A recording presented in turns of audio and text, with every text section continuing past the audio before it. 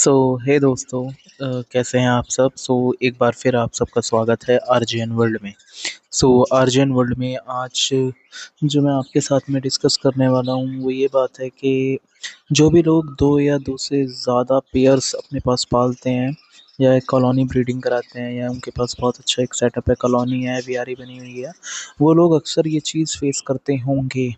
अगर वो जो है, एक मैं गलती बताऊंगा जो वो गलती है, अगर वो गलती करते हैं तब वो ये प्रॉब्लम जो है वो आपको फेस करनी पड़ सकती है।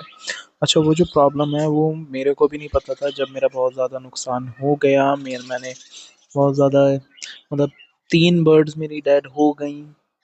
जी हाँ, डेड हो गई। सही सुना आपने कि बजीज के मरने तक की नौबत आ जाती है। इस लेवल की प्रॉब्लम जब मेरे पास हो गई तब मैंने प्रॉपर टाइम दे के अपनी जो मेरी कॉलोनी है उसके पास मैंने प्रॉपर बैठा, मैंने टाइम स्पेंड किया। तब मैंने आइडेंटिफाई किया कि कॉज़ क्या है, और कॉज़ आइडेंटिफाई करने के बाद मैंने उसको किस तरह रिजॉल्व किया वो मैं आपके साथ में डिस्कस करूँगा। तो ये तब की बात है जब ऑलमोस्ट मुझे 1 साल हो गया था। जो मेरी कॉलोनी है, कॉलोनी ब्रीडिंग कराते हुए मुझे 1 साल हो गया था। तो उस टाइम पर ऐसा हुआ कि अचानक से मेरी जो बर्ड है वो मुझे बहुत ज़्यादा ज़ख्मी हालत में मिलने लगी। कुछ ऐसी स्पेसिफिक बर्ड्स थी, फीमेल थी, जो मुझे, पहले तो एक बर्ड थी जो मुझे बहुत ज़्यादा ज़ख्मी हालत में मिली। उसके मतलब बिल्कुल ज़्यादा, मतलब ऐसे खून में तर वाला फेस जो होता है ना, उसका फेस खून में लथपथ होता था। बहुत ज़्यादा ब्लीडिंग हो रखी होती थी। और वो मैं देख के मैं सोचता था भाई ये क्या हो रहा है, ये कहीं पर मतलब क्या इसको कोई इन्फेक्शन हो गया, कोई मतलब उसके बाल भी उड़े हुए थे फेस पर से, सिर पर से स्पेसिफिकली। उसके सर पर से बाल सारे नोचे हुए थे, उसके फर जो होते हैं वो नुचे हुए थे, और उसकी जो है बहुत ज़्यादा ब्लीडिंग वाले निशान थे, गंजी हो रही थी। मैं ये सोचता था, मैंने पता नहीं क्या कोई डिजीज़ आ गई मेरी कॉलोनी के अंदर, कि क्या कोई बीमारी है, कोई कीड़ा, कोई जानवर ऐसा घुस गया है जो इसको ऐसे काट रहा है, या कोई इन्फेक्शन ऐसा आ गया है जिसकी वजह से ये बीमार हो रही है। मैंने लिटरली कुछ एंटीबायोटिक देना स्टार्ट भी कर दिया था जब मैंने ये सब देखा था। लेकिन फिर कुछ टाइम बाद ही उसकी डेड हो गई। अब जब वो डेड हो गई तब मैंने उसकी कंडीशन जब देखी ना, तब ऐसी थी कि उसका पूरी सिर पर से, उसकी खोपड़ी पर से पूरे के पूरे बाल उसके नुचे हुए थे। और यहाँ तक की कंडीशन थी कि उसकी जो चोंच होती है ना, वो उखाड़ दी गई थी बिल्कुल। तो तब मुझे लगा, मैंने कहा यार ये तो नॉर्मल नहीं है, ये कोई और बात है। उसके बाद फिर से यही चीज़ मेरी एक और बर्ड के साथ में हुई। वो बर्ड भी इसी तरीके से मरी। और उसके बाद एक छोटा बच्चा था जो उनमें से एक बर्ड का था, जो ऑलमोस्ट बड़ा हो गया था। उसे जब उसे बाहर निकाल फेंका, देन उसको इसी तरीके से मार दिया गया। तो तब मैंने आइडेंटिफाई किया कि मेरी जो कॉलोनी है उसके अंदर एक जो बजी है उसके अंदर एग्रेशन आ गया है, वो एंग्री बर्ड बन चुकी है। और ये एंग्री बर्ड जो थी जिसके अंदर एग्रेशन आ गया था, वो थी एक फीमेल जो ज़्यादा उम्र की थी। मतलब उसके कंपैरिजन में जिन जिनको उसने किल किया था, उनके कंपैरिजन में तो वो ज़्यादा उम्र की थी। तो उसने अपने जो, मतलब जो भी राइवल थी उसकी, उनको मारना स्टार्ट कर दिया था। इतनी ज़्यादा ख़तरनाक तरीके से मारना स्टार्ट कर दिया था कि उनकी किलिंग करने लगी थी वो। और मुझे तो ऐसा लग रहा था जैसे उसके मुंह को खून लग गया है। वो कहते हैं ना, उसको नशा चढ़ गया था कि वो फिर दूसरी बर्ड्स को भी मारना स्टार्ट कर दिया था उसने। प्रॉपर फाइटिंग करके वो उनको मार रही थी। देन उनके बच्चों को भी मार रही थी। जब मेरे 3 बच्चे मर गए, 3 बर्ड्स मेरे मर गए, तब मैंने ये आइडेंटिफाई किया कि ऐसा कुछ मेरी कॉलोनी के अंदर हो रहा है। और वो करने वाली जो है, उस बर्ड को मैंने आइडेंटिफाई किया। अब ये होता किस लिए है और इससे छुटकारा कैसे पाना है, और मैंने क्या पर्सनली किया था, वो मैं आपको अपना पर्सनल एक्सपीरियंस आपके साथ शेयर करता हूँ। तो जब मेरे साथ ये हुआ था ना, तो मैं लिटरली बहुत ज़्यादा शॉक में था कि मेरी हो क्या रहा है मेरी कॉलोनी के अंदर, ये क्या चीज़ है। मैं मतलब टाइम स्पेंड कर रहा था, ये सोच रहा था कि या तो कोई डिजीज़ आई, या फिर किसी ने बाहर से कोई भी एक ऐसा छिपकली है, या फिर कोई ऐसा कीड़ा काटा, कुछ ऐसा घुस गया अंदर जो ये सब कर रहा है। लेकिन बाद में मैंने आइडेंटिफाई किया कि ऐसा कुछ नहीं है। ये अंदर ही अंदर बर्ड जो है वो एग्रेशन मोड में चली गई है, एक बजी, और वो ये काम कर रही है। और वो ये काम कर कैसे रही थी और ये क्यों कर रही थी, वो इसलिए था कि मेरे पास कॉलोनी के अंदर मैंने जब ब्रीडिंग कराई तो इतने ज़्यादा पेयर हो गए थे, अल्हम्दुलिल्लाह माशाल्लाह, मेरे पास ब्रीडिंग काफ़ी अच्छी हुई। कॉलोनी की ग्रोथ अच्छी हुई। तो मेरे पास उस टाइम में ऑलमोस्ट 25, मैं अगर मैं आपको बताऊं तो 25 मटकियां मैं खरीद कर लाया था। और 4 गोल के मेरे पास ऑलरेडी रखी हुई थी, जो मैं हमने केज रिपेयर किया था ना उसकी थी। अब ऑलमोस्ट 29 मेरे पास मटकियां थी उनके लिए, इंक्लूडिंग दोज गुल्लक्स।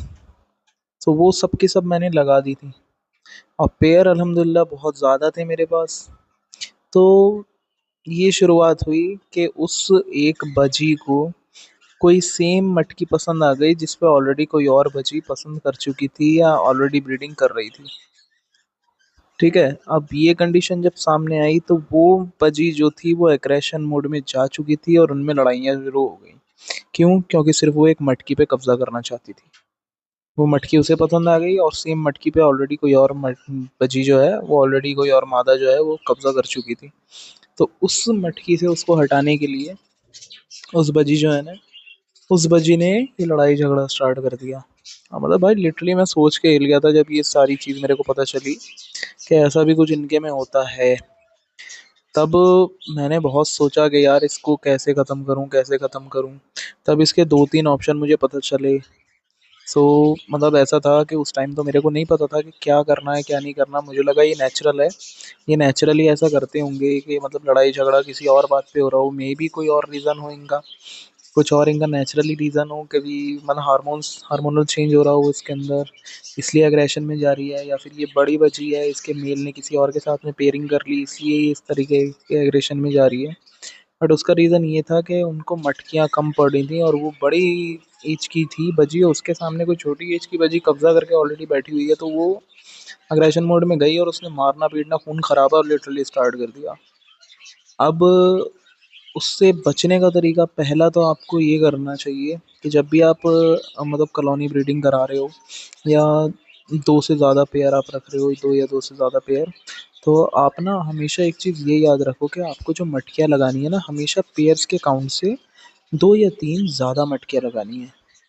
अब अगर आप ऐसा करते हो कि दो अपने अपनी मटकियाँ जो हैं आपके पेयर एक्स वाई जी नंबर के हैं, कि आपने पेयर्स जो हैं वो 10 ले लिए या 20 ले लिए, तो हमेशा याद रखो +2 या +3 या +4 आप मटकियाँ एक्स्ट्रा लगा कर चलो।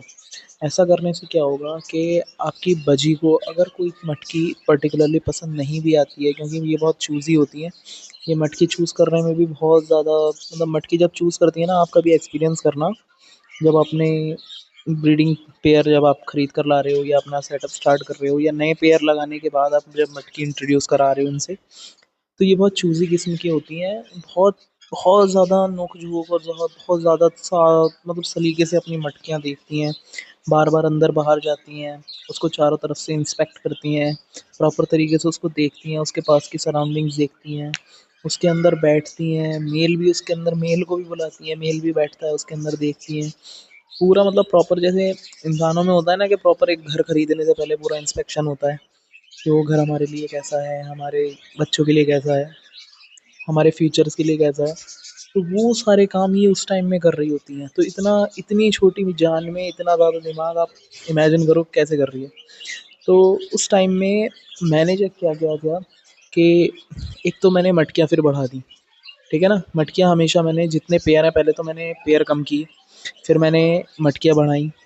फिर दूसरा काम मैंने ये किया, ठीक है ना, आप भी यही करना कि मटकियाँ बढ़ा देना। दूसरा काम ये, अगर आपको आपके कॉलोनी में ऑलरेडी ऐसा कुछ हो रहा है, तो पहले तो आइडेंटिफ़ाई करो कि वो अग्रेशन वाली फीमेल बजी कौन-सी है।